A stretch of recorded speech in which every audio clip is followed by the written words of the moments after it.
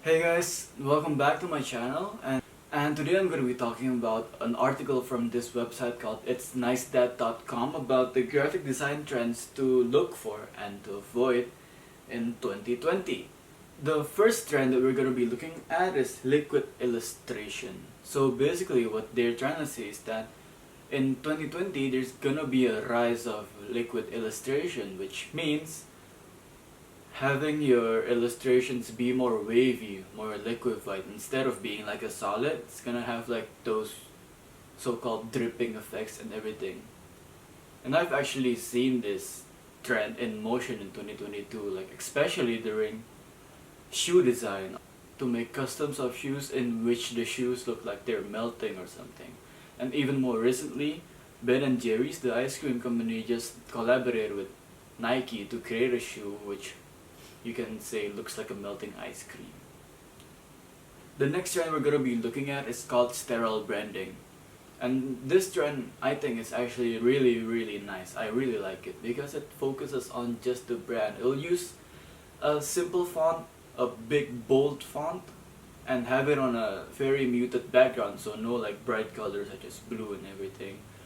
Mostly like sand gray, those types of colors. And I've seen this trend rising up a lot with brands like changing their logos to become something a lot more neutral, just like how Jerry Lorenzo changed his brand Fear of God logo, and like how Balenciaga and Zara also changed their logo.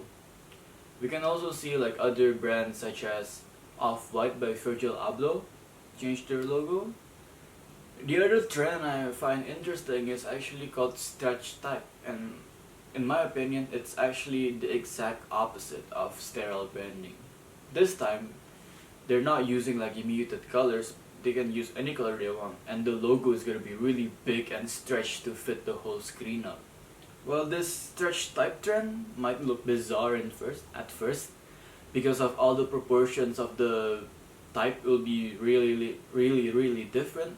I might say it needs a bit of growing onto, but when you've grown onto it, it might start to look beautiful. Another trend that's actually going around, like I've seen it in motion too, is actually called zero negative space. So back then, like even when I do my work, I would focus on negative space more, like when I do photography and everything, because that creates a type of depth. But now in 2020, a lot of people are starting to like just fill the whole space they have with things, so they don't waste single space. That's why it's called zero negative space.